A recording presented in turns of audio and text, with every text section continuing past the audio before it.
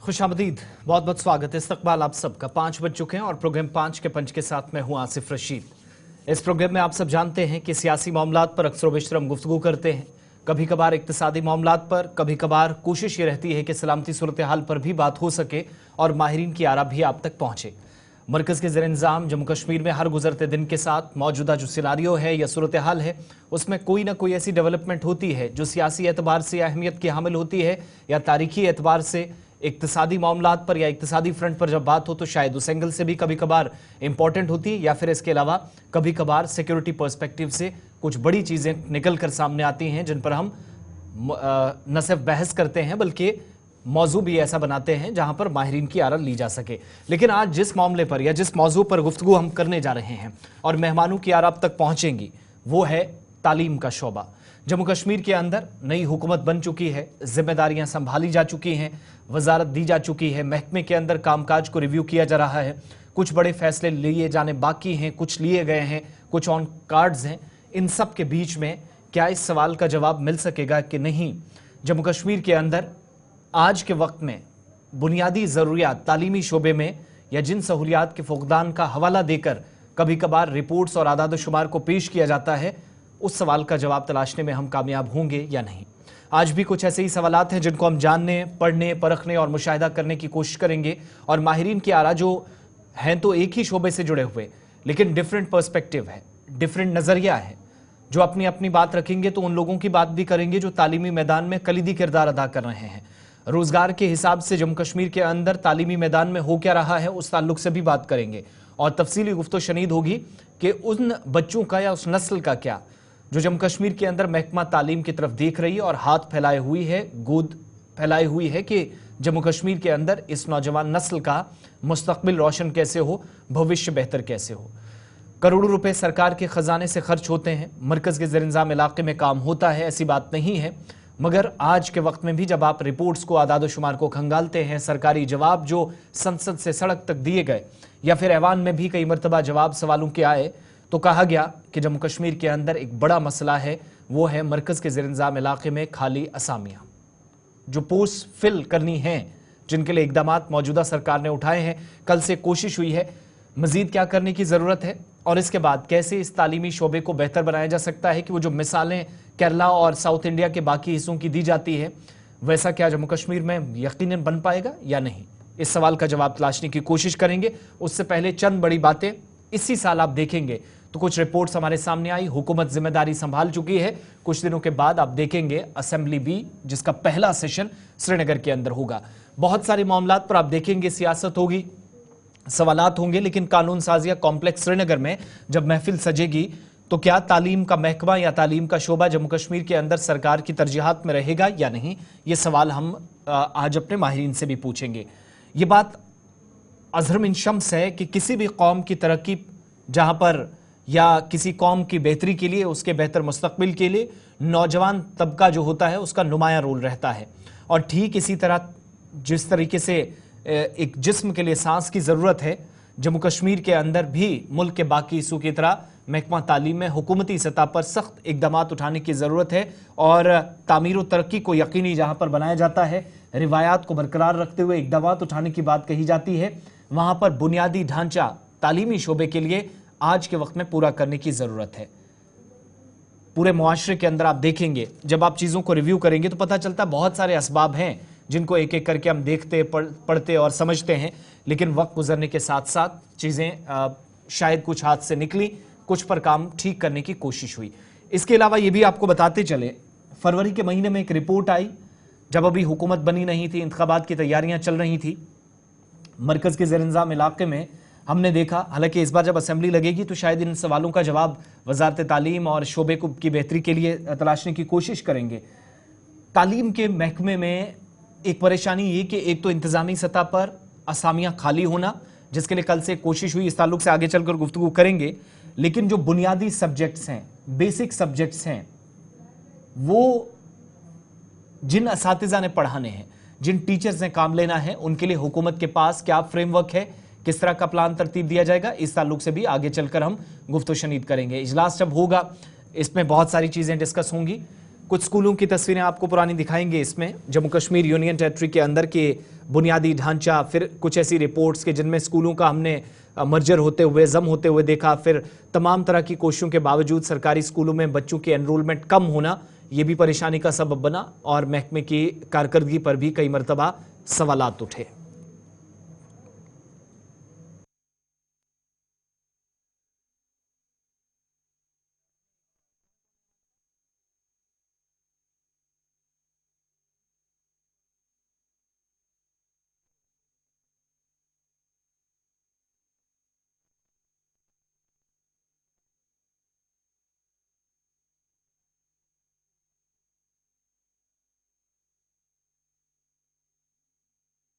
यहाँ पर निजी इदारों पर भी हमारी नजरें हैं। जम्मू कश्मीर यूनियन टेरिटरी के अंदर आज के वक्त में बच्चों का प्राइवेट इंस्टीट्यूशंस की जानिब बढ़ना जाना, वालिदैन की ज़्यादा तवज्जो इस जानिब मरकूज़ होना, या फिर सबसे इंपॉर्टेंट चीज़ है कि निज़ाम तालीम में जब सुधार की ज़रूरत पर हम जोर दे रहे हैं तो क्या फिर सरकारी स्कूलों की परेशानियों को या उन मुश्किलात को दूर करने की ज़रूरत नहीं है, ये भी जानना बहुत ज़रूरी है।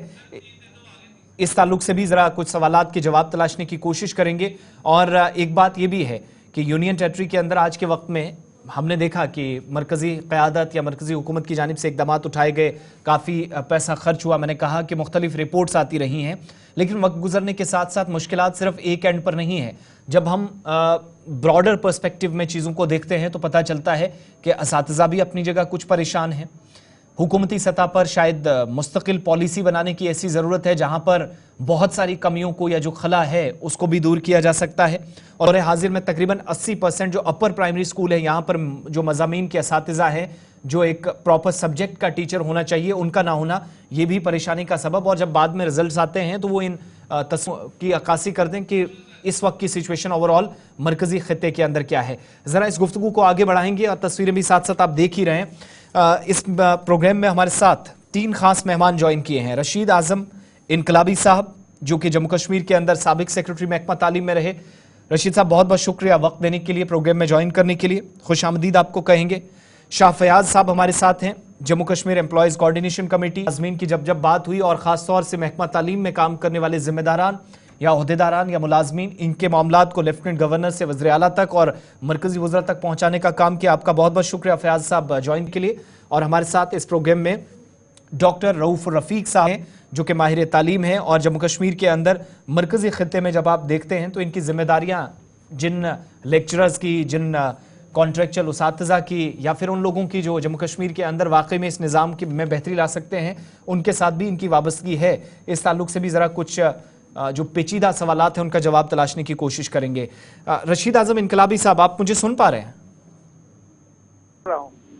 मैं शुरुआत ज़रा आप ही से करूंगा। मौजूदा वक्त में सारी चीज़ें अपनी जगह, लेकिन जिन 2 चीज़ों पर हम फोकस करते हैं यूनियन टेरिटरी के अंदर और साबिका रियासत में भी एक परेशानी रही कि 2 महकमे जो बुरी तरह मुतासिर हुए। कहीं महकमे के अंदर परेशानियां रहीं, कहीं पर पॉलिसीज़ पर सवाल उठे। प्लान तो बना लेकिन एग्जीक्यूशन शायद सही नहीं हुए, तो उस पर भी सवाल उठे। एक तो महकमा सेहत और दूसरा महकमा तालीम। दौरे हाजिर में जिस हिसाब का हम एक्सपेक्ट कर रहे हैं और कहते हैं कि बाकी स्टेट्स और यूटीज के साथ हम compete करेंगे, क्या जम्मू कश्मीर को वहां पर आप देख पा रहे हैं? किस हिसाब से या किस तरीके से आप ओवरऑल सूरत हाल का मुशाहिदा कर रहे हैं, खासतौर से शोबा तालीम के अंदर कारकर्दगी से लेकर बच्चों का सरकारी स्कूलों तक और वालिदैन के इंटरेस्ट तक अगर मैं बात करूं? इसमें ये कहना बहुत ज़रूरी है कि जम्मू एंड कश्मीर की जो हमारे हालात हैं वो मुख्तलिफ हैं जी। दूसरी यूटीज और रियासतों की तरह जम्मू कश्मीर के वो हालात नहीं है। यहाँ हमें एक हीलिंग टच दे के जम्मू कश्मीर के बच्चों को आगे बढ़ाना पड़ेगा। यहाँ हमारे पास इस दौरान में बहुत सारे तजर्बे हुए, बाहर से लोग लाए गए जिनको यहाँ की टॉपोग्राफी का पता नहीं था और जो पावर थी वो एक जगह सेंट्रलाइज कर दी गई। जहाँ ZDO बेबस था, CO बेबस था, डायरेक्टर स्कूल एजुकेशन बेबस थे। वो जो थे वो कोई भी ट्रांसफर पोस्टिंग या किसी स्कूल में इमीडिएट जो रिलीफ देनी होती थी वो नहीं दे पाते थे। जहाँ तक हायर एजुकेशन का तल्लक है, हायर एजुकेशन में हमारे जितने भी नए डिग्री कॉलेज खोले गए हैं वहाँ कोई भी अभी तक स्टाफ की क्रिएशन नहीं हुई है। वहाँ सिर्फ 2-2 या 3-3 लेक्चरर्स की क्रिएशन हुई, लेकिन रिक्रूटमेंट वहां भी नहीं हुई। इस तौर पर जहां हमारे बच्चे हैं वहां टीचर नहीं है, और जहां टीचर हैं तो वो बच्चे नहीं है वहां। तो इन चीजों की तरफ हमें फौरी तौर पर ध्यान देना पड़ेगा। और जैसे मिड टर्म में कोई टीचर, मैथ का टीचर रिटायर हो जाता है, हमें फौरी तौर पर वहां मैथ का टीचर देना पड़ेगा। अगर हिंदी का टीचर कोई रिटायर हुआ, हिंदी का टीचर देना पड़ेगा। अगर उर्दू का कोई रिटायर होगा, उर्दू का देना पड़ेगा। और इन कुछ सालों में ये जो पॉलिसी सेंट्रलाइज कर दी गई, उसकी वजह से जो गवर्नमेंट स्कूल है वो वर्स्ट अफेक्टेड हुए। और जो लोगों ने ये सोचा कि हम अब अपने बच्चों का फ्यूचर बनाने के लिए उन्होंने कोशिश किया कि वो सरकारी स्कूलों से बच्चों को हटा के प्राइवेट स्कूलों में ले गए।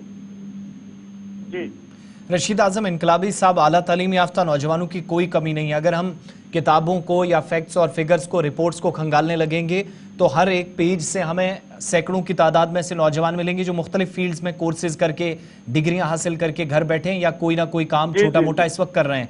क्या वजह आपको नजर आती है कि जिन पोस्टों को फिल किया जा सकता था विद इन डिपार्टमेंट, जो हमारी नजर में आज सबसे बड़ी प्रॉब्लम बनी है, क्या अगर एक टीचर रिटायर हुआ तो नई भर्तियां अगर कम से कम नहीं हो सकती, उसी को रिप्लेस किया जाता, वहां पर कम से कम अगर 10 टीचर एक बार रिटायर हुए तो 10 टीचर्स को लगाया जा सकता था?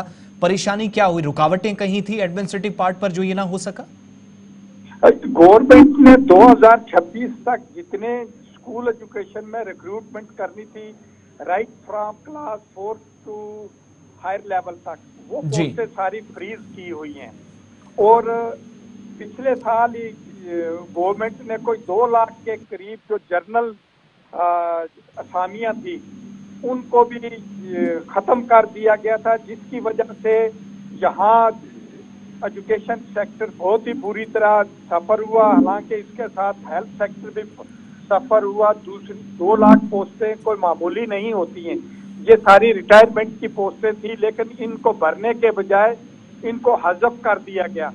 ये बड़ा कारण है कि जिसकी वजह से आज हाईली टैलेंटेड बच्चे ओपन मार्केट में अवेलेबल हैं, और कोई घर ऐसा नहीं है जिसमें कोई पीजी बच्चा बैठा हुआ नहीं है या पीएचडी वाला बैठा नहीं हुआ है। मैथ वाले हैं, साइंस वाले हैं, लेकिन इसकी तरफ किसी की भी तवज्जो जो इससे पहले हुकूमत थी, ये गवर्नर रूल्स में, वो गई नहीं है। अब हम एक्सपेक्ट करते हैं कि इमीडिएट रिलीफ दी जाएगी और रिक्रूटमेंट का सिलसिला जो वो ठीक है, इसकी शुरुआत हुई है। रशीद साहब, मैं आप हमारे साथ रहिएगा। मैं शाह फयाज साहब के पास भी जाऊंगा। शाह फयाज साहब, मुलाजमीन के मसले अपनी जगह, मैं उस पर बाद में आऊंगा, लेकिन जो पहला हक है बच्चों का बुनियादी तालीम का, वो उससे महरूम ना रहे, कोशिशें बहुत की गई, अब तक बरसों से की जाती रही। पिछली हुकूमतों ने भी किए, गवर्नर्स ने किए, लेफ्टिनेंट गवर्नर्स हैं, मौजूदा वज़ीर आला कर रहे हैं, हुकूमतें कर रही हैं, वजारत कर रही है, लेकिन इसके बावजूद भी हम जो एक्सपेक्टेशंस थी, जो उम्मीदें थी, उन पर खरा ना उतरना और पॉजिटिव रिजल्ट्स ना आना, इसके पीछे की वजह आपकी नजर में? देखिए, सबसे पहले आपका बहुत बहुत शुक्रिया। मेरी आवाज आ रही है आप? जी जी। देखिए, स्कूल एजुकेशन या हायर एजुकेशन या कहीं पे भी जो भी एजुकेशन डिपार्टमेंट का जो कहीं कोई भी विंग है, अगर हम जम्मू कश्मीर की बात करेंगे, हमेशा जम्मू कश्मीर को जो है स्कूल एजुकेशन डिपार्टमेंट को एक एक्सपेरिमेंट का जरिया बनाया जी। मैं यूं कहूं कि सेक्रेटरीज आते हैं, 1 साल के लिए भेजा जाता है, 1 साल डिपार्टमेंट समझ आता है उनको, जब वो कुछ करना चाहते हैं तो जब उनको समझ आता है कोई पॉलिसी बनाने की जरूरत होती है तो वो बदल जाते हैं। डायरेक्टर साहब आते हैं, पहली बार कोई डायरेक्टर है जिसको चौथा साल चल रहा है, और इस डायरेक्टर साहब के पास काफी तजुर्बा है। अगर आप इनसे आज कुछ चीजें पूछेंगे क्या करने की जरूरत है, मुझे लगता है ये माहिर तालीम बन गए इन 4 सालों में, क्योंकि इनको पता लगा। इसी तरह से अगर हम सेक्रेटरी की बात करें या कोई भी एडमिनिस्ट्रेटिव सेटअप जो स्कूल एजुकेशन के साथ जुड़ा होता है, चाहे स्कूल एजुकेशन हायर एजुकेशन के साथ, मुझे नहीं लगता है अगर कोई खामी नहीं है सेटअप में, इसको डिस्प्लेस नहीं करना चाहिए कम से कम 7-8 साल तक, ताकि ये एक वो फील्ड है स्कूल एजुकेशन का जहां ऑफिसर को ये समझना है पहले, और उसके बाद उसको एक पॉलिसी बनानी है, वो पॉलिसी ग्राउंड पे एग्जीक्यूट करनी है, उसके नतीजे आएंगे। तो इन चीजों को टाइम लगता है। जब हम किसी चीज को एक्सपेरिमेंट का जरिया बनाएंगे, आज एक एक्सपेरिमेंट करेंगे रिलेटेड टू ट्रांसफर्स, अगले दिन दूसरे एक्सपेरिमेंट, एक और बंदा आएगा वो दूसरे एक्सपेरिमेंट करेगा रिगार्डिंग स्कूल बिल्डिंग्स। पहले एक तरीके से कॉन्ट्रैक्ट होते थे, फिर दूसरे तरीके से, फिर इसमें तीसरी पार्टी आ जाएगी। तो ये सारा सिस्टम जब इसके इर्द गिर्द घूमता है तो मुझे लगता है कि सारा डिस्प्लेस होता है। अल्टीमेटली जो हमारे बच्चे हैं, गरीब बच्चे स्कूलों में पढ़ते हैं, चाहे वो किसी भी जगह से हो, खासकर फार फ्लंग एरिया, यानी ये जो एक्सपेरिमेंट वाली आप बात करते हैं, तजर्बेगाह बनाया गया है लेकिन एडमिनिस्ट्रेटिव पार्ट पर जहां बच्चों के लिए इकदाम करने थे वहां से शायद फोकस हट गया। देखिए मैं आपको एग्जांपल देता हूँ, मिसाल देता हूँ गुजरात की। गुजरात में प्रिंसिपल सेक्रेटरी स्कूल एजुकेशन पिछले 6 से 7 साल से काम कर रही है। उनको नहीं हटाया गया। क्यों नहीं हटाया गया? कि उन्होंने गुजरात को इसी पोजीशन पे लाया कि वो गुजरात की एजुकेशन सेक्टर में काफी सुधार आया। इसी तरह से मेरा पॉइंट ऑफ व्यू ये है कि हमें अगर हम कोई ऑफिसर लाना चाहते हैं एडमिनिस्ट्रेटिव, उसको एक टास्क देना चाहिए, एक प्रोजेक्ट। जनाब हम कोई प्रोजेक्ट दे रहे हैं, इसकी ये लिमिटेशंस है, यहाँ ये कर रहे हैं, हमें रिजल्ट दीजिए। अब जैसे हमारे पास जल जीवन मिशन का प्रोजेक्ट है, उसमें एक mission director on mission basis ये काम होना चाहिए, तब स्कूल एजुकेशन डिपार्टमेंट में काम होगा। रही बात के ऊपर से ऑर्डर्स आते हैं बहुत कम। मैं नहीं कहूंगा कि कंप्यूटर लैब्स बनी स्कूल में, इंफ्रास्ट्रक्चर में पे भी काम हुआ, बाकी चीजें हुई, लेकिन अब जहाँ पे हमें उस्ताद की जरूरत है या टीचर की स्पेसिफिक सब्जेक्ट पे, अब देखिए पीटीआर जेएंडके का सबसे ज्यादा हाई है कंट्री में पीटीआर, लेकिन हम उसको रेशनलाइज कर नहीं पा रहे हैं क्योंकि इसमें बहुत सारी चीजें होती हैं। कहीं से किसी बाबू साहब का फोन आता है, कहीं से किसी ब्यूरोक्रेट का, कहीं से किसी पॉलिटिशियन का, नहीं जी जनाब ये मेरी फलानी है, इसको फलानी जगह रखो, इसको कन्वीनियंट है, किसी को वहां जगह, तो हम वो यूटिलाइज नहीं कर पाते ये चीजें। इसमें पॉलिटिक्स, इसमें ब्यूरोक्रेसी, इसमें आप सारी चीजें जो एजुकेशन में ये इसमें मिंगल नहीं होनी चाहिए, साइड पे रखनी चाहिए। ऐसे ऑफिसर्स को ये हवाले कर देना चाहिए जो इन चीजों को साइड में रख के एक मिशन बेस पे काम करें, तब जाके हम सारी चीजें जो है इम्प्लीमेंट कर सकेंगे। और सेंट्रल गवर्नमेंट का जो पैसा आता है वो पर्टिकुलरली हर जगह जो है अच्छी तरीके से हम लगा सकते हैं। ठीक है डॉक्टर रऊफ साहब, आपके तासुरात भी मैं जानना चाहूंगा कि बच्चों के लिए फैसिलिटीज को पूरा करते करते असातिज़ा को हम भूल गए और इसका नतीजा हमने देखा कि पीएचडी स्कॉलर्स या जो माहिरीन थे एजुकेशन सेक्टर में बहुत बेहतर काम कर सकते थे, उनसे तवज्जो हटने का बुनियादी मसला आपको क्या नजर आता है आज के वक्त में? और ये जो खाली असामियां पूर्ण ना होना, उसके पीछे की वजह आहिस्ता आहिस्ता कोशिशें हुई हैं लेकिन शायद वक्त की बहुत ज्यादा जरूरत अभी भी है चीजें सेटल होने के लिए। सबसे पहले ये सभी नाजरीन को मेरी तरफ से अस्सलाम वालेकुम, और गुलिस्तान का मैं बहुत दिल के गहराई से शुक्रिया अदा करता हूँ कि उन्होंने मुझे अपने प्लेटफॉर्म पे बुलाया। और दोनों रशीद आजम इनकलाबी साहब और शाह फयाज साहब का भी शुक्रिया जो पैनल में है इस टाइम। जैसे कि आपने यही सवाल पूछा कि जो हमारे एजुकेशन ओवरऑल सिस्टम, सबसे पहले मैं थोड़ा बहुत बात करूंगा हायर एजुकेशन सिस्टम की। जो बात आपने कही रिलेटेड टू स्कॉलर्स, मैं आपके सामने एक फिगर रखना चाहता हूं। हमारे जो चाहे आईआईटीज, चाहे हिंदुस्तान के या अब्रॉड से जितने भी हमारे रिनाउंड स्कॉलर्स है यहाँ पे, पीडीएफ स्कॉलर्स, पीएचडी स्कॉलर्स जो कि कॉलेजेस में, यूनिवर्सिटीज में काम करते हैं या हायर सेकेंडरीज लेवल पे एज ए कंट्रैक्चुअल टीचर्स काम कर रहे हैं या सीआरसी काम कर रहे हैं, एक तरह से हमने पहले जो उनका मियारी होना चाहिए था वो हमने बहुत उनका स्टैंडर्ड लो किया है। क्योंकि अगर आप एजुकेशन को रिफॉर्म करना चाहते हैं तो जो एजुकेशन के रिफॉर्मिस्ट होते हैं वो टीचर्स ही होते हैं, लेकिन टीचर्स को रिफॉर्म करने से पहले उनकी कुछ बेसिक फैसिलिटीज होनी चाहिए, उनको एटलीस्ट बेसिक सैलरी होनी चाहिए, तभी जाकर हम ये बोल सकते हैं एक टीचर से हम एक तवक्का रख सकते हैं कि नहीं वो भी किस हद तक कंट्रीब्यूट कर सकता है। क्योंकि teaching is the profession of all professionals, लेकिन यहाँ पे मैं आपके सामने ये फिगर रखूंगा कि हमने इस प्रोफेशन को नजरअंदाज किया है। बेसिक फैसिलिटीज जो एक टीचर को, बेसिक एमिनिटीज जो एक टीचर को या इन केस ऑफ वेजेस जो मिलने चाहिए वो नहीं है। मैं खुद एक स्कॉलर हूँ, मैं आपको यहाँ पे करंटली अपने जैन की स्टेट की एक सिचुएशन बताऊंगा कि यहाँ पे क्या सिचुएशन है। आज पिछली 10 साल से कोई 1-2 बार रिक्रूटमेंट हुई है, गिनी चुनी हर किसी सब्जेक्ट में 3 से 5 पोस्ट टोटल हैं। आज हमारे पास मोर देन 2000 स्कॉलर्स बैठे हुए हैं जिनके पास जॉब, इवन इफ दे हम उनको एब्जॉर्ब भी नहीं कर पा रहे हैं एज ए कंट्रेक्चुअल टीचर्स। जब हम वैकेंसीज देख रहे हैं, वैकेंसीज हर किसी सब्जेक्ट में, चाहे हायर एजुकेशन में, चाहे +2 लेवल पे, बहुत ज्यादा वैकेंसीज है। और continue as a scholars association की तरफ से मैं आपको ये बताना चाहता हूं कि साहब मैं 1 मिनट आपको रोकना चाहूंगा। तालीम के हवाले से बात हो रही है तो बड़ी खबर इस वक्त जम्मू कश्मीर से, जहां पर वज़ीर आला उमर अब्दुल्ला की हुकूमत की जानिब से एक फैसले की वजाहत की गई है और बड़ा बयान वज़ीर आला का कि तालीमी सेशन के हवाले से सरकार ने फैसला ले लिया है और नई तालीमी पॉलिसी में बड़ी तब्दीली का ऐलान मौजूदा हुकूमत ने कर दिया है। मरहलावार तरीके से तब्दीलियों का ऐलान हो चुका है। उमर अब्दुल्ला जम्मू कश्मीर के वज़ीर आला की जानिब से ये स्टेटमेंट आया।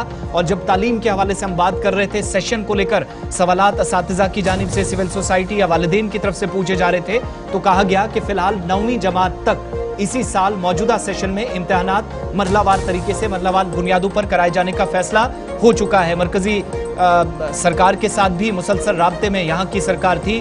पिछले दिनों जम्मू कश्मीर की वज़ीर तालीम की जानिब से भी एक बयान के जरिए इशारा किया गया था कि नई एजुकेशन पॉलिसी 2020 के बाद जो एक बड़ी तब्दीली आई थी, मार्च अप्रैल सेशन कर दिया गया था, उसमें असातिज़ा का भी काफी दबाव था, वालिदैन का काफी दबाव था कि इसको तब्दील किया जाना चाहिए। और इस बीच बड़ी बात यह है कि गुज़श्ता दिनों हमने गुलिस्तान न्यूज़ के मुख्तलिफ प्रोग्राम्स और बुलेटिन के जरिए आपको बताया था कि नई तालीमी पॉलिसी जरूर लागू रहेगी, लेकिन जम्मू कश्मीर में जो बड़ा फैसला मुतवक्के था वो हो चुका है। अब इंतजार है कि 9वीं से 12वीं तक, यानी फिलहाल 9वीं जमात तक, वज़ीर आला के बयान के मुताबिक इस सेशन में जो पुराना एक सिस्टम था, पुराना जो सेशन था, उसके मुताबिक ही एक बार फिर से अक्टूबर नवंबर में इम्तिहानात कराने का फैसला हुआ है। यह फैसला उस वक्त हुआ जब वालिदैन की तरफ से, असातिज़ा की तरफ से, सिविल सोसाइटी की तरफ से मुसलसल बयानात आ रहे थे।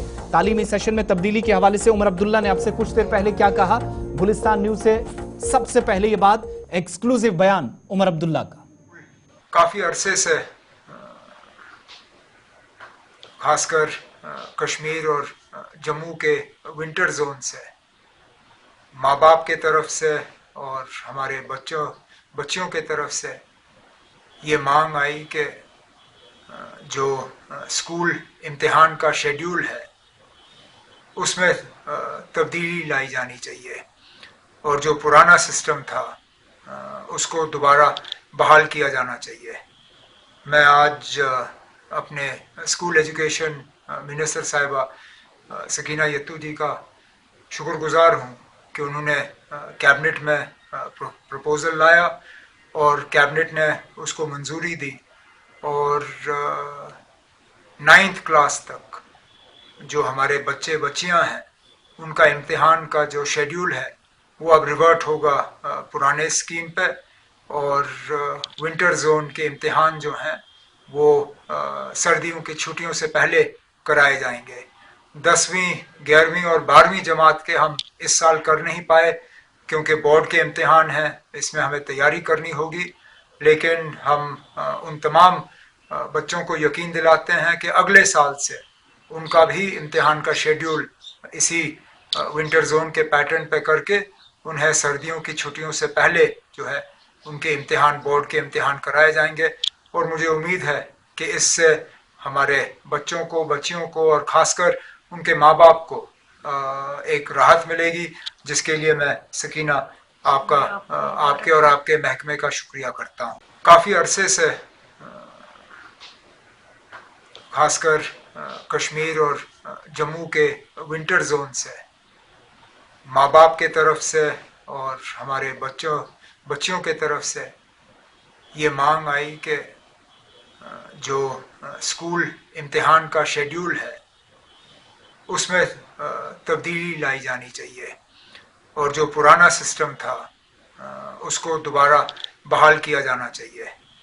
मैं आज अपने स्कूल एजुकेशन मिनिस्टर साहिबा सकीना यत्तू जी का शुक्रगुजार हूँ कि उन्होंने कैबिनेट में प्रपोज़ल लाया और कैबिनेट ने उसको मंजूरी दी और 9th क्लास तक जो हमारे बच्चे बच्चियां हैं उनका इम्तिहान का जो शेड्यूल है वो अब रिवर्ट होगा पुराने स्कीम पे और विंटर जोन के इम्तिहान जो हैं वो सर्दियों की छुट्टियों से पहले कराए जाएंगे।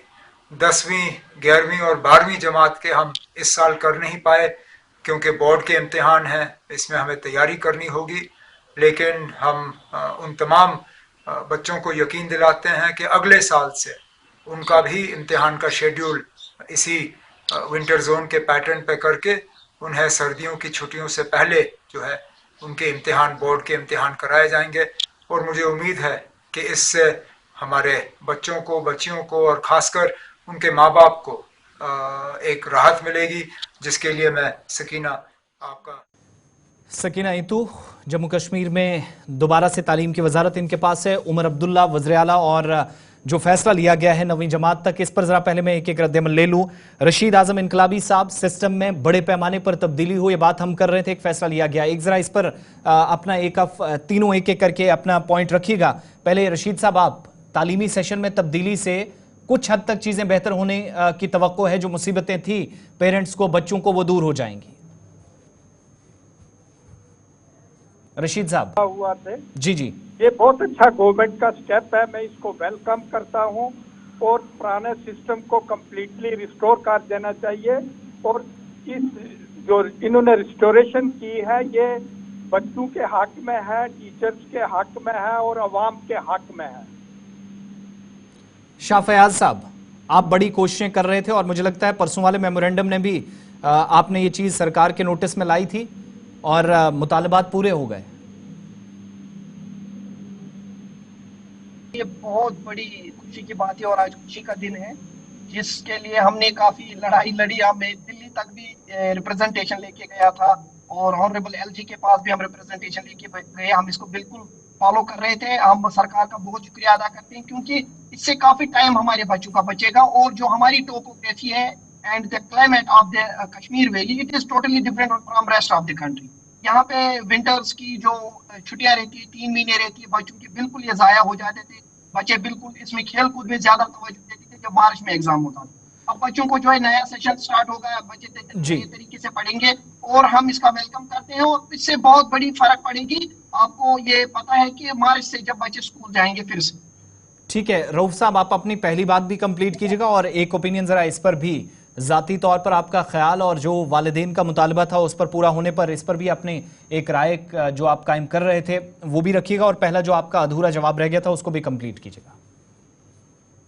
जी जी जी, सबसे पहले इसके बारे में तो बिल्कुल अप्रिशिएबल स्टेप्स हैं। गवर्नमेंट का बहुत बहुत शुक्रिया। सभी पेरेंट्स, जितनी भी ऑर्गेनाइजेशन थी इस रिलेवेंट या रिलेटेड, उन सब की तरफ से और स्कॉलर्स एसोसिएशन की तरफ से भी बहुत बहुत शुक्रिया उमर अब्दुल्ला साहब, सकीना ईतू मैडम का, कि उन्होंने ये एक नीड ऑफ द आवर थी यहाँ कश्मीर में, keeping in view the different aspects जो इसके थे। एक यहाँ के मौसम के रिलेटेड जो वेदर कंडीशंस होती हैं, और दूसरा कि जो सेशन के रिलेटेड बहुत सारी हमारी टीचर्स को इसमें डिफिकल्टी आ रही थी। तो ये गवर्नमेंट की तरफ से एक अप्रिशिएबल स्टेप है और इसके मुबारकबाद गवर्नमेंट भी हैं और यहाँ के डिफरेंट ऑर्गेनाइजेशंस के जो हमारे लीडर्स जिन्होंने रिप्रेजेंट किया इसको अच्छी तरह से, ये एक वेलकम स्टेप है। और इससे हम ये उम्मीद कर सकते हैं कि well begun is half done, अच्छा इनिशिएटिव गवर्नमेंट ने लिया है और आगे भी बहुत काम होते जाएंगे। तो रही बात, जो पिछली बात हमारी थोड़ी बहुत ये अधूरी रह गई रिलेटेड टू स्कॉलर्स, मैं आपको बताना चाहता हूँ पर्टिकुलरली हायर एजुकेशन सिस्टम में। हायर एजुकेशन में जो हमारी स्कॉलर्स हैं, PhD scholars, mostly qualified scholars हैं, अनफॉर्चुनेटली ड्यू टू इंसर्जेंसी और जो यहाँ के कश्मीर के हालात रहे after the abrogation of article also, from last 10 years हम ये देख रहे हैं कश्मीर, जम्मू एंड कश्मीर में अपनी स्टेट में कि हमारी यहाँ पे अनएम्प्लॉयमेंट रेट कंट्री में सबसे ज्यादा छू गई, ऑलमोस्ट 34%।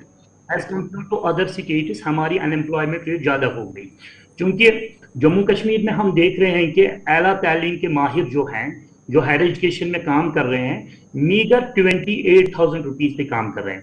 एक मुतालबा यहाँ पे स्कॉलर्स एसोसिएशन की तरफ से मैं आपके सामने ये रखना चाहता हूँ कि काफी ट्वीट्स किए उन्होंने, कोड ऑफ कंडक्ट हुआ, ये जितने 7,500 जो कश्मीर डिवीजन में, 7,500 जो पीएचडी स्कॉलर जम्मू डिवीजन में थे, due to code of conduct वो काम नहीं कर पाए। अभी 10 दिन पहले उन्होंने ज्वाइन किया। हमें इनकी तरफ से भी ये गवर्नमेंट को मैं अपील करना चाहता हूँ कि स्कॉलर्स, अपनी स्कॉलर्स को आला तालीम वालों के लिए आप एक तो हम कोशिश करेंगे, हम उम्मीद रखेंगे कि JKPSC में +2 में अब पोस्ट एडवर्टीजमेंट हो जाएगी। और दूसरी चीज ये है कि पे एनहांसमेंट, जो कि यूजीसी की गाइडलाइंस हैं कि बेसिक सैलरी, जो कि ऑलरेडी लद्दाख यूटी में इंप्लीमेंट हुई है, लेकिन हमारे जम्मू एंड कश्मीर में नहीं हुई है। यही आपने देखा होगा कि 3 महीने पहले जो हमारे JNK के स्कॉलर्स थे वो रोड सड़क पे आ गए थे अपने मुतालबे लेके कि क्या हम मीगर 28,000 रुपीज से अपना घर चला सकते हैं। एजुकेशन को रिफॉर्म करने के लिए जरूरी जो एक हमारा PhD डिग्री होल्डर है, जो हमारा PDF स्कॉलर है, कि इन स्कॉलर्स की जेन्युइन डिमांड्स को पूरा किया जाए। एक बात यह है। दूसरी बात हमारी यह है कि नेशनल एजुकेशन पॉलिसी जो हमारी JNK में भी लागू हो गई, नई JNK एजुकेशन पॉलिसी, हालांकि मैं इसकी लूप होल्स नहीं निकालूंगा, लेकिन अगर पॉलिसी हमारी अपडेटेड पॉलिसी आ गई तो हमें अपडेटेड रहना चाहिए, रिक्रूटमेंट के हिसाब से भी, टेक्नोलॉजी के हिसाब से भी, ऑडियो विजुअल जो इंस्ट्रूमेंट्स हमारी फैसिलिटीज होनी चाहिए, चाहे हाई स्कूल लेवल पे, स्कूल लेवल पे, हायर सेकेंडरी लेवल पे या हायर एजुकेशन लेवल पे, हमें अपने आप को अपडेट करना चाहिए। क्योंकि ओवरऑल जब हम एजुकेशन का देख रहे हैं कि अगर हम JNK का मुस्तकबिल चेंज करना चाहते हैं तो एजुकेशन को हमें तरजीह पे लेना चाहिए। हमें फर्स्ट प्रेफरेंस, नई गवर्नमेंट बनी है, इनके लिए एक मौका, हालांकि वेलकम सिटअप जो इन्होंने भी किया है, लेकिन still we have miles to go अपने एजुकेशन को रिफॉर्म करने के लिए। सिविल सोसाइटी, टीचर्स, ठीक है, अभी काफी इकदाम की जरूरत है। मैं एक ओपिनियन और आपसे लूंगा। मैं जरा इनकलाबी साहब के पास भी जाऊं। इनकलाबी साहब, ये जो हम PhD स्कॉलर्स की बात कर रहे हैं, वोकेशनल ट्रेनर्स हैं, ट्रेन टीचर्स हैं, फिर ऐसे असातिज़ा जिनकी खिदमात जो उनका पोटेंशियल था उस हिसाब से ली जानी चाहिए थी, बदकिस्मती से नहीं ली गई। फिर अपर प्राइमरी स्कूलों के अंदर 80% के आसपास जनवरी 2024 तक की एक रिपोर्ट के मुताबिक जो असामियां खाली पड़ी हैं, जहां से स्ट्रक्चर को थोड़ा बेहतर करने की एक कोशिश हो सकती थी, वो अगर पहले तो ये कि क्या ये पॉसिबल है इस गवर्नमेंट के लिए कि इतना जल्दी चीजें दुरुस्त हो जाएं, और दूसरा एकदम से जो शफाफियत, एहतिसाब और बेहतरी की हम बात करते हैं उसका जवाब हमें हासिल हो सकेगा। लेकिन मैं ये कहूँगा कि ये जो इसको महकमे को जो कॉन्ट्रेक्चुअल लेक्चरर के साथ ज्यादती की वो हमारे अपने लोगों ने ही की। लेकिन मैं ये कहूँगा कि हमारे पास 2019 तक 96 कॉलेज थे स्टेट में जी। 51 कॉलेजेस हमने नए खोले थे, लेकिन उनके लिए 51 कॉलेजेस के लिए आज तक कोई भी पोस्ट क्रिएट नहीं हुई, मासवाई 3 लेक्चरर्स के। 3 लेक्चरर के ऊपर कॉलेज नहीं चल सकता। नई गवर्नमेंट को चाहिए कि जितने दूर दराज के कॉलेजेस हैं उन्हें तमाम वो जो स्टाफ दिया जाए, जो जैसे श्रीनगर सिटी के कॉलेजेस हैं, जो स्टाफ वहाँ है वही ग्रेज के कॉलेजेस को देना चाहिए। जो जम्मू के कॉलेज हैं वही स्टाफ इनको ये माहौर और पुंछ के कॉलेजेस को देना चाहिए। जहाँ तक स्कूल एजुकेशन में सब्जेक्ट स्पेसिफिक टीचर्स की बात आप कर रहे हैं, वहाँ स्पेसिफिक सब्जेक्ट स्पेसिफिक टीचर्स की वाकई कमी है। आप ये देखकर हैरान होंगे कि जहाँ हिंदी के टीचर हैं वहाँ हिंदी के स्टूडेंट नहीं हैं। जहाँ उर्दू नोइंग बच्चे हैं वहाँ उर्दू के टीचर नहीं हैं। तो सेंट्रल गवर्नमेंट की जो क्लियर गाइडलाइंस है कि सब्जेक्ट स्पेसिफिक आपने टीचर्स देने हैं, तो इसके लिए हमारी जो नई गवर्नमेंट है उसको भी हम मिलेंगे। और जो ये रिसर्च स्कॉलर्स हैं इनसे भी मैं गुजारिश करूंगा कि ये भी हुकूमत के ब्लैक एंड वाइट में इनके नोटिस में लाएं, तो इंशाल्लाह बदलते दौर में ये इन चीज़ों पे हमें काबू पाना पड़ेगा अगर रियासत को आगे ले जाना है। अगर 51 कॉलेजेस हैं उनके लिए आपने लेक्चरर्स की पोस्ट ही सैंक्शन की हैं, 3 पोस्टों से प्राइमरी स्कूल नहीं चल सकता, तो एक कॉलेज कैसे चलेगा? ठीक है शाह फयाज साहब, ये जो स्कूलों के अंदर, कॉलेजेस के अंदर, यूनिवर्सिटीज तक हमारे पास खाली असामियां हैं, हो सकता है कि सरकार के पास कोई प्लान हो, लेकिन सेटल तो चीजें वक्त गुजरने के साथ साथ करनी है। क्या प्लान मुमकिन तौर पर ऐसा तरतीब दिया जा सकता है कि एक तो हमारा सेशन भी साल दर साल ठीक चलता रहे, एक वो जो रोजगार वाला पॉइंट है वहां पर भी कोई परेशानी ना आए, और हर साल ये जो तालीम हासिल करने वालों की, फिर डिग्री होल्डर्स की तादाद बढ़ रही है, PhD स्कॉलर्स हैं तादाद बढ़ रही है, और एक जगह वो अपने स्टडीज पर ब्रेक भी लगाते हैं कि शायद यहाँ से कोई रोजगार आगे मिले। वो सारी चीजें भी एक तरफ उसका जवाब भी मिले और तालीमी सरगर्मियां भी मुतासिर ना हो, क्या वे आउट हो सकता है और मुमकिन तौर पर सरकार कर सकती है या करने का उसके पास कोई इस तरह का एक वक्त भी होगा? देखिए, पहली बात यह है, अगर हमें स्कूलों में जो है खाली पड़ी एसएमयू को देखना है कि कहाँ सब्जेक्ट स्पेसिफिक टीचर या कुछ है, सबसे पहले हमें उस सिस्टम को इस तरह से ठीक करना होगा। इमीडिएटली हमें रेशनलाइजेशन करके उन टीचर्स को जो हमारे सब्जेक्ट नोविंग है, सब्जेक्ट एक्सपर्ट है, उनको दूसरे स्कूलों से लाके वहाँ पे जहाँ की जरूरत है। साथ साथ रिक्रूटमेंट का प्रोसेस जो SSRB या PSC से चलता आ रहा है, उसमें कहाँ पे सरकार को पोस्ट अवेलेबल है, पता है कि आपको पता है फ्रीज हो गई है due to some sag decision, सरकार को उसको भी सरकार नहीं छेड़ सकती, क्योंकि उसके साथ भी काफी लोगों का रोजगार जुड़ा हुआ है। तो सरकार को एक जामिया पॉलिसी ला के उन पोस्ट को फिल करना है। या साथ साथ मैं बताऊं कि हमारे पास वोकेशनल ट्रेनर्स है। नेशनल एजुकेशन पॉलिसी में सबसे ज्यादा फोकस दिया गया है वोकेशनल एजुकेशन पे। हमारे पास वोकेशनल जो एजुकेट है, जो स्कूल में काम करते हैं, दिल्ली में 40,000 रुपया सैलरी लेते हैं और हमारे यहाँ 22,000 लेते हैं। उनके पास कोई पॉलिसी थर्ड पार्टी रखी गई है, कंपनीज बेफजूल रखी गई है, वो एक्सट्रैक्ट करती हैं सरकार का बहुत सारा। सबसे पहले उनको रिमूव कर देना चाहिए। हमारे वोकेशनल ट्रेनर्स का मुराल अप हो जाएगा। इसी तरह से रेशनलाइजेशन होनी चाहिए। दूसरी चीज, जो भी ट्रांसफर हो किसी भी कैडर की, वो सिर्फ विंटर में होनी चाहिए जब हॉलीडेज हो। ठीक है, एक फाइनल कमेंट में, ठीक है, मेरे पास थोड़ी वक्त की कमी है, मैं एक फाइनल कमेंट डॉक्टर रऊफ साहब से मिलूंगा। रऊफ साहब, ये जो सब्जेक्ट वाइज टीचर्स हमारे पास हैं, अंग्रेजी की भी पोस्टें खाली हैं, हायर लेवल पर भी पर्शियन की भी हैं, उर्दू की है, बाकी सब्जेक्ट्स की हैं, इनको पुर करने के लिए क्या इतने नंबर्स हमारे पास मौजूद हैं जिनको इस्तेमाल में या बरोएकार ला सकती है जम्मू कश्मीर गवर्नमेंट इस वक्त? कम से कम वो जो खैर दूर किया जा सकते सब्जेक्ट वाइज जो टीचर्स की कमी है। जी, डेफिनेटली मैं आपको बताना चाहता हूं कि जैसे साबिक सेक्रेटरी महकमा तालीम ने भी यहाँ पे आपके सामने रशीद आजम इनकलाबी साहब ने आपको बोला कि हर किसी सब्जेक्ट में, मैं सब्जेक्ट के रिलेटेड आपको बताऊंगा। सबसे पहले मैं अपनी सब्जेक्ट जिसमें मैंने डॉक्टरेट किया है एनवायरमेंटल साइंस का, इन 54 कॉलेजेस में हम देखेंगे तो 54 कॉलेजेस में ऑलमोस्ट हमारे मोस्टली 70 पोस्ट्स वैकेंट हैं एनवायरमेंटल साइंस में। वाटर मैनेजमेंट में ऑलमोस्ट 15 पोस्ट्स वैकेंट हैं। और अगर आप +2 लेवल पे देखेंगे तो more than 125 across the J&K environmental science में वैकेंसीज है।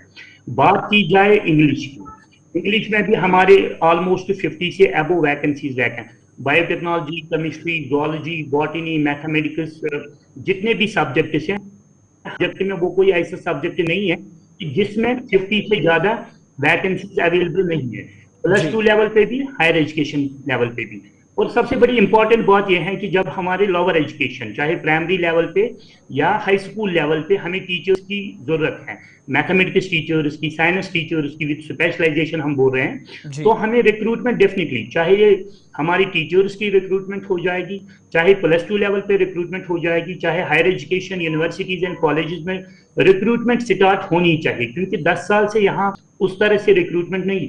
एटलीस्ट अगर हमारे नौजवान थोड़ा बहुत, क्योंकि स्टैग्नेशन पीरियड एक आया है, बहुत सारे जो हमारे, इससे क्या हो गया, इसका नेगेटिव इम्पैक्ट ये पड़ गया कि जो हमारे बच्चे हैं, इस साल आप देखिए कि ऑल अक्रॉस द जे.एंड.के जो हमारे कॉलेजेस की मैं बात करूंगा, हमारे कॉलेजेस में as compare to last 3 years बहुत सारे एडमिशन, ऑलमोस्ट 30 to 40% एडमिशन कम हो गई। क्यों?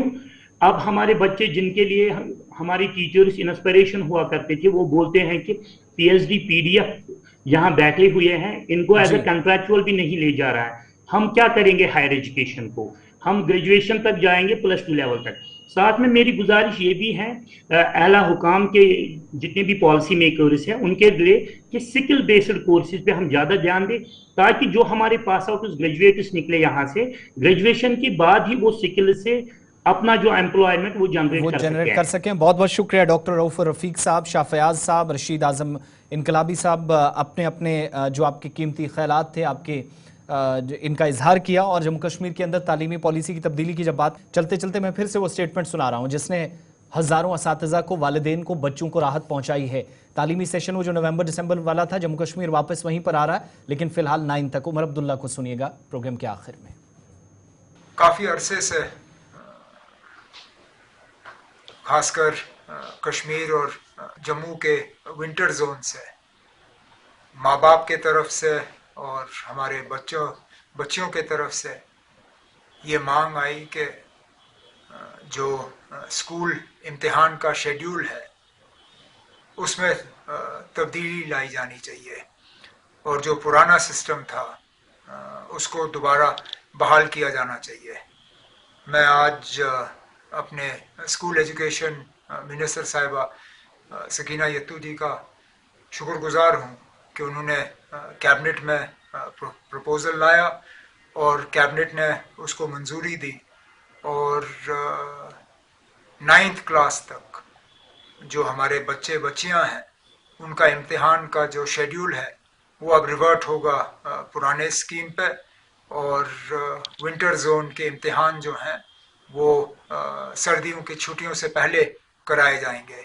10वीं 11वीं और 12वीं जमात के हम इस साल कर नहीं पाए क्योंकि बोर्ड के इम्तिहान हैं, इसमें हमें तैयारी करनी होगी, लेकिन हम उन तमाम बच्चों को यकीन दिलाते हैं कि अगले साल से उनका भी इम्तिहान का शेड्यूल इसी विंटर जोन के पैटर्न पे करके उन्हें सर्दियों की छुट्टियों से पहले जो है उनके इम्तिहान बोर्ड के इम्तिहान कराए जाएंगे और मुझे उम्मीद है कि इससे हमारे बच्चों को बच्चियों को और ख़ासकर उनके माँ बाप को एक राहत मिलेगी, जिसके लिए मैं सकीना आपके और आपके महकमे का शुक्रिया करता हूँ। काफ़ी अर्से